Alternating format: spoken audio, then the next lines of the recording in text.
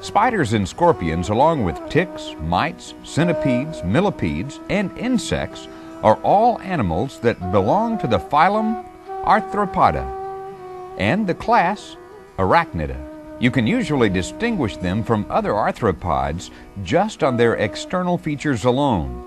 Arachnids have 8 jointed legs. Their bodies are divided into 2 parts, the cephalothorax and the abdomen.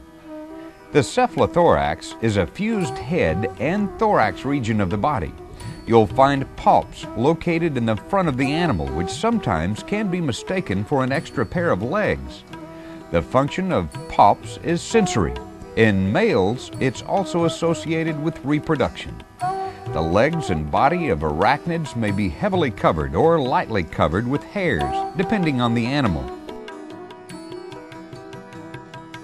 Although the way arachnids look will vary a lot, the reason they're grouped together is that their basic body structure remains the same. For example, scorpions have a pair of claws that most spiders do not. Spiders weave webs that scorpions do not. So let's go over the list and compare some of the features of these unique animals. Spiders have 2 body sections with 4 pairs of legs. They don't have antennae, and they have no true jaws. They do, however, have fangs. Ticks and mites also have 2 body sections and 4 pairs of legs. They also don't have any antennae, and they have no true jaws. Scorpions have 2 body sections, 4 pairs of legs, no antennae, and no true jaws. However, they do have claws. In contrast, centipedes from the class Diplopoda look like they have a lot of body sections, but they actually have only 2. A head and then a lot of abdominal sections. They have numerous legs, having 1 pair of legs to each segment. They do have antennae, and they have modified jaws.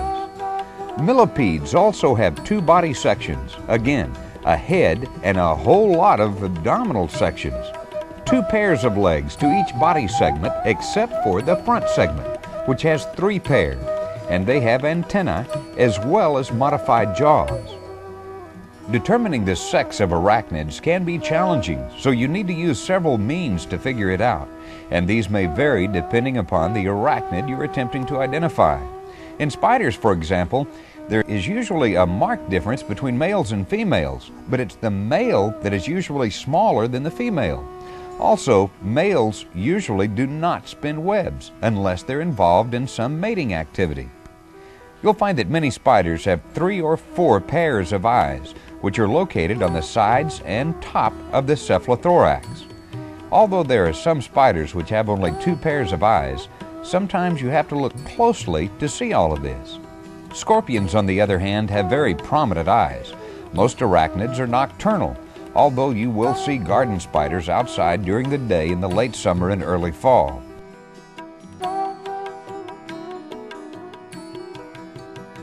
Scorpions will usually run from the light, and many times you can find them hiding under rocks or wood in darker, moist areas. Much fear exists in a lot of people in regard to the bites and stings of spiders and scorpions. The good news is that the predominant amount of arachnid bites and stings result in nothing more than a localized swelling or irritation. However, there are some very important exceptions to this, and we'll cover those later in the program. Also, the presence of some arachnids on human skin can cause fairly severe irritation. For example, a large number of tarantulas, such as this one which was seen in earlier editions of PCVN, have thousands of urticating hairs. These hairs cover the animal's abdomen and are designed as an additional defense against attackers, in addition to the animal's venom. In addition, they use these hairs to establish their territories and to make their cocoons.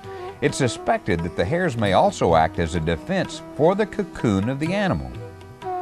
There are a lot of people who have pet tarantulas, and if you're considering handling one, it's a good idea to bone up on the possible effects of urticating hairs. When the animal kicks the hairs up as a defense, they can actually penetrate the skin of the victim. For most people, this will cause their affected skin area to itch for a couple of days.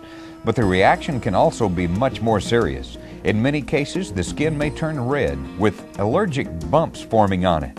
In other cases, the reactions have been as serious as to cause the victim to go into anaphylactic shock. In a few documented cases, there are even reports of temporary blindness.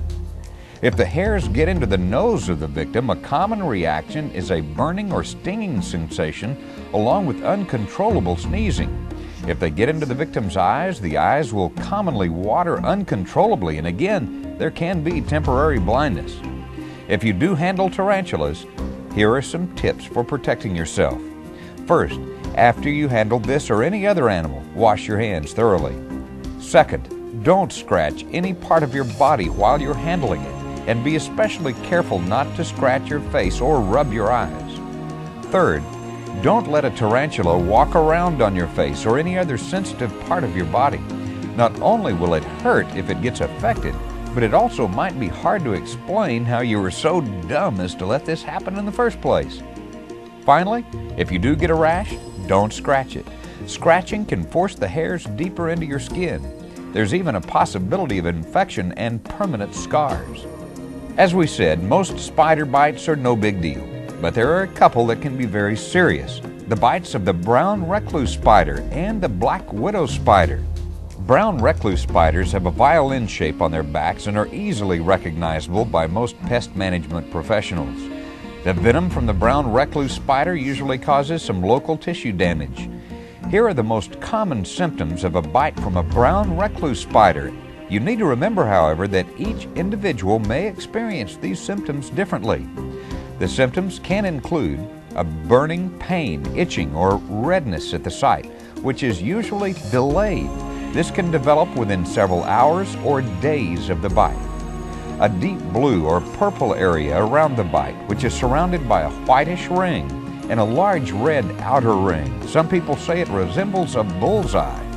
The bite area can become an ulcer or blister that turns black. The victim may experience headaches or body aches, as well as a rash, fever, nausea, or vomiting. And the symptoms of a brown recluse spider bite can resemble other conditions or medical problems. So if you suspect you've been bitten, always consult your physician for a diagnosis as soon as possible. Another spider not to be taken lightly is the black widow spider. These bites can be extremely serious. Here are some of the most common symptoms of a black widow spider bite. Be aware, however, that each individual may experience symptoms differently. The symptoms can include immediate pain, burning, swelling, and redness at the site. You may be able to see double fang marks. There may be a cramping pain and muscle rigidity in the stomach, chest, shoulders, and back. The victim may also experience headaches, dizziness, a rash, and associated itching, as well as restlessness and anxiety. You may also notice unusual sweating and swelling of the eyelids, along with weakness, tremors, or even paralysis, especially in the legs. You may also notice salivation, tearing of the victim's eyes, nausea, and vomiting. And please be aware that the symptoms of a black widow spider may resemble other conditions or medical problems. Always consult your physician for a diagnosis. In any instance in which you believe the victim may have suffered a black widow spider bite, seek immediate emergency care for further treatment. As far as stings of scorpions go, most are not a big deal, except with the bark scorpion and the sculptured scorpion in Arizona. These scorpions were responsible for some deaths in the last century, but there have been no deaths reported in the last 30 years.